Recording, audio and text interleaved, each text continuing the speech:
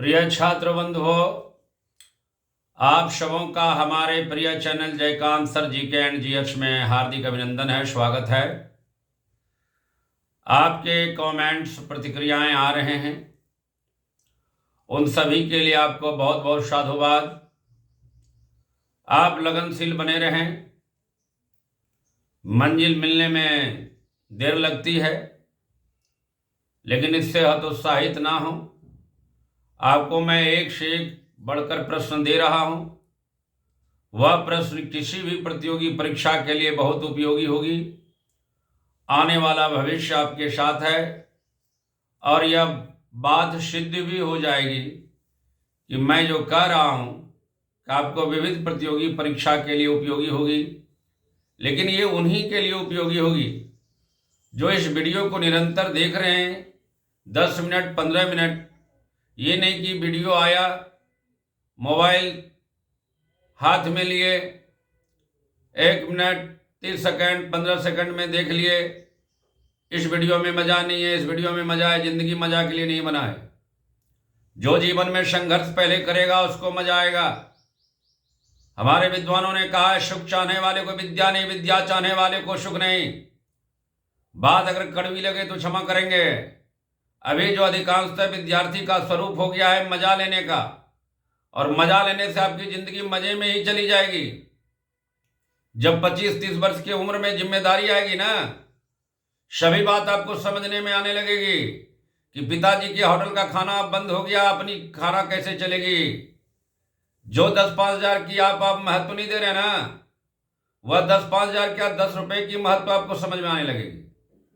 इसलिए आपको मौका दे रहे हैं अभिभावक, आपके माता पिता। उस मौका को कष्ट साधते हुए आगे बढ़ें और समय को व्यर्थ ना गवाएं, क्योंकि गई जवानी फिर ना लौटे। ये सब सुने होंगे प्रसंग, इसलिए मैं आपको बता रहा हूं और आपके हित के लिए हो रहा है। मैं लगनशील हूं। मैं कमाने के लिए वीडियो नहीं बनाने के लिए भिड़ा हूं, मैं आपके हित के लिए भिड़ा हूं। मैं ये नहीं देखता हूं क्या होगा क्या नहीं होगा। मैं ये देख रहा हूं अगर ऑफलाइन में मैं किसी का सेवा कर दिया तो ऑनलाइन में भी आपकी सेवा के लिए मैं तैयार हूं। परिणाम क्या होगा वो मेरे हाथ में नहीं है, लेकिन जो मेरे हाथ में वो तो मैं करूंगा। तो आपके हाथ में पढ़ना है, आप पढ़े ना। इसलिए आप 10 से 15 मिनट नियमित जब सेवन करेंगे तो ये कड़वी बात आपको शहद के जैसे मीठी लगेगी भैया। तो मैं आपको आज भाग 38 में 17 प्रश्नों के सेट को देने जा रहा हूं, और उसके बाद एक रोचक प्रश्न दूंगा, और उनसे पहले इन 17 प्रश्नों के उत्तर आपको दिए जाएंगे। आइए अविलंब मैं प्रश्न एक शुरू करता हूं। अमेरिका स्वतंत्रता संग्राम के दौरान किसने यह नारा दिया, प्रतिनिधि नहीं तो कर कैसा। प्रश्न को एक बार फिर सुने। अमेरिका स्वतंत्रता संग्राम के दौरान किसने यह नारा दिया था, प्रतिनिधित्व नहीं तो कर कैसा। प्रश्न नंबर 2, अमेरिका के 16वें राष्ट्रपति कौन थे। प्रश्न नंबर 3, किस अधिनियम को मॉन्टेग्यू चेम्सफोर्ड सुधार के नाम से जाना जाता है। प्रश्न नंबर 4, भारतीय संविधान को 26 नवंबर 1949 को किसके द्वारा पारित किया गया था। प्रश्न नंबर 5, ग्रही गति का प्रतिपादक कौन है।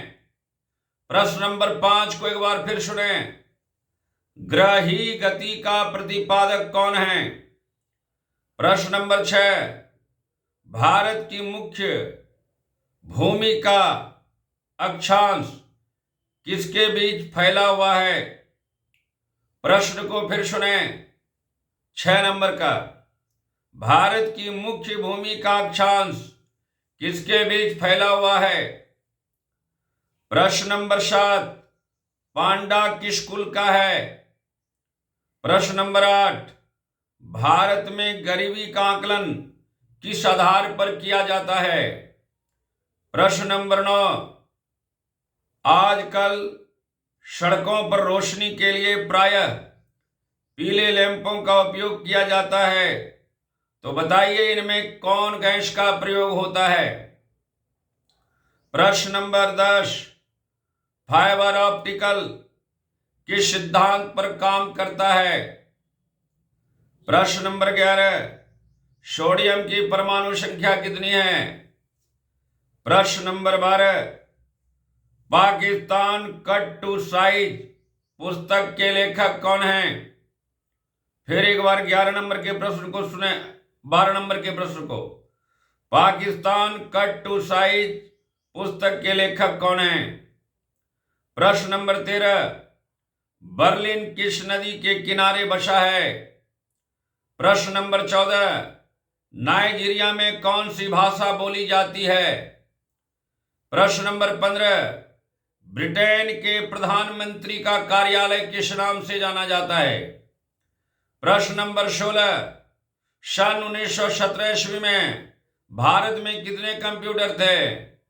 और अंतिम 17 नंबर का प्रश्न है, फ्रांस का वर्तमान राष्ट्रपति कौन है। आइए इन सभी प्रश्नों के उत्तर को बारी बारी से जानें। प्रश्न नंबर 1 का उत्तर होगा सैमुअल एडम्स।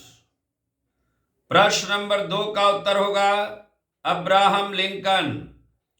प्रश्न नंबर 3 का उत्तर होगा भारत शासन अधिनियम 1919। प्रश्न 4 का उत्तर होगा 8 डिग्री 4 उत्तर और 37 डिग्री 6 उत्तर। प्रश्न नंबर 7 होगा, 7 का आंसर, जिस कुल का भालू है उसी कुल का पांडा है। प्रश्न नंबर 8 का उत्तर होगा परिवार का उपभोग व्यय। प्रश्न नंबर 9 का उत्तर होगा नियॉन गैस। प्रश्न नंबर 10 का उत्तर होगा पूर्ण आंतरिक परावर्तन। प्रश्न नंबर 11 का उत्तर होगा 11 की संख्या है। प्रश्न नंबर 12 का उत्तर होगा GR मानकेकर। GR मानकेकर। प्रश्न नंबर 13 का उत्तर होगा स्प्री नदी। प्रश्न नंबर 13 का उत्तर है स्प्री नदी।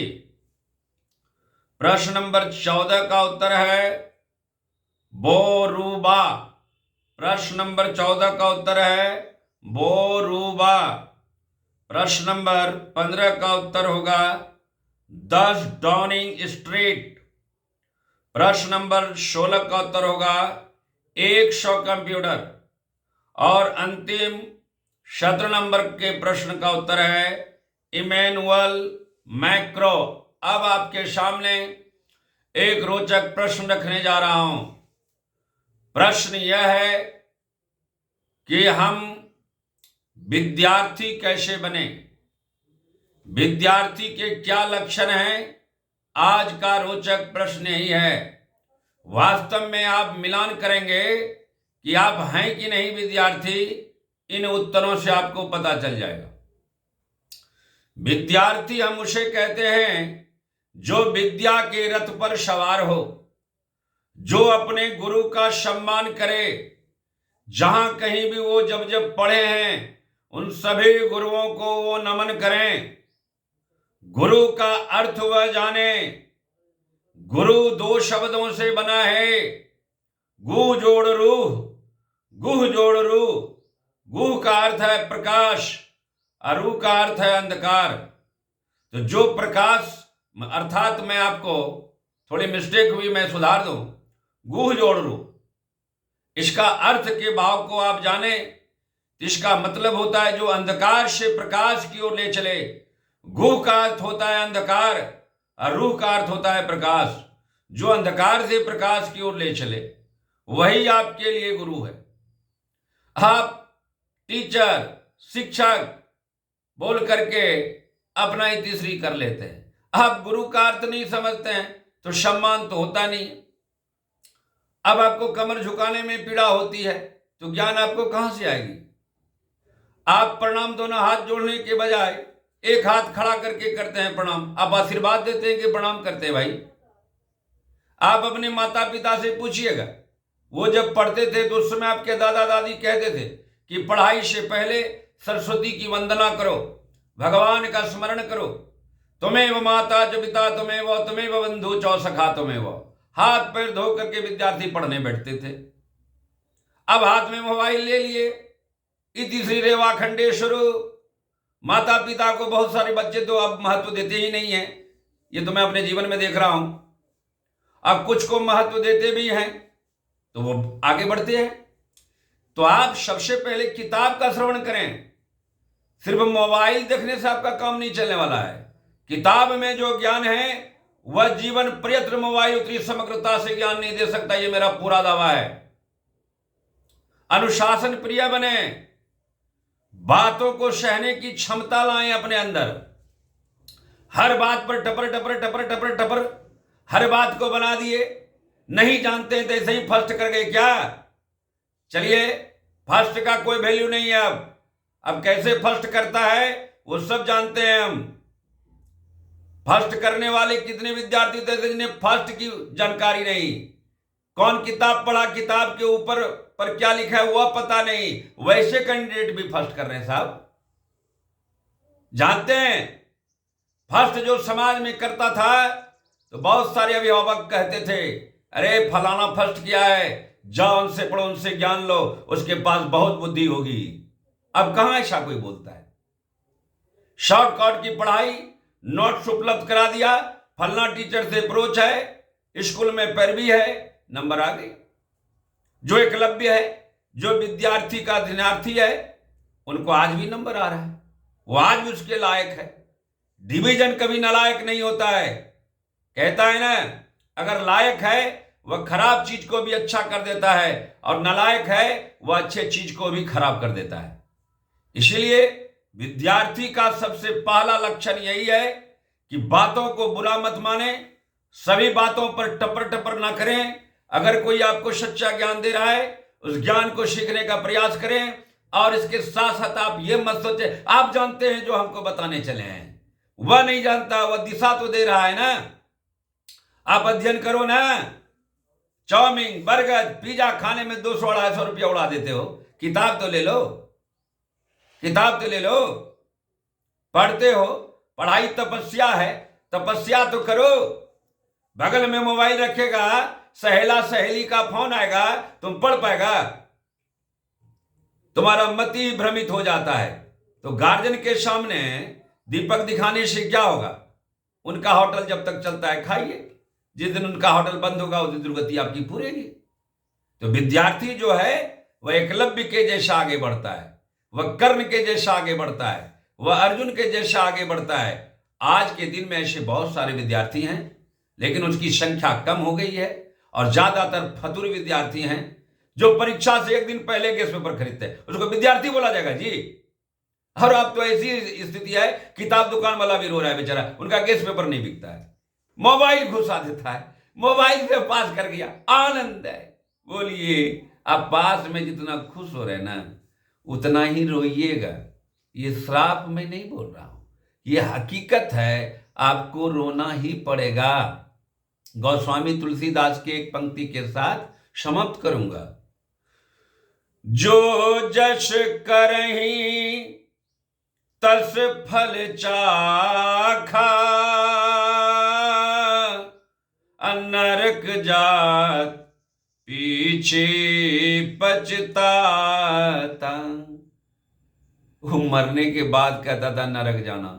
भैया अब सब कुछ प्लास्टिक का हो गया ना विद्यार्थियों, अब इसी समय नरक आ जाता है। 16 से 25 वर्ष की उम्र में अगर तुम विद्यार्थी का जीवन ब्रह्मचर्य में जी लिया तो तुम सक्सेस करेगा। और 16 से 25 साल अगर तुमने इंजॉय के फेर में रहा है, तब समझ लीजिए 26 से आपकी दुर्गति आरंभ। जय हो।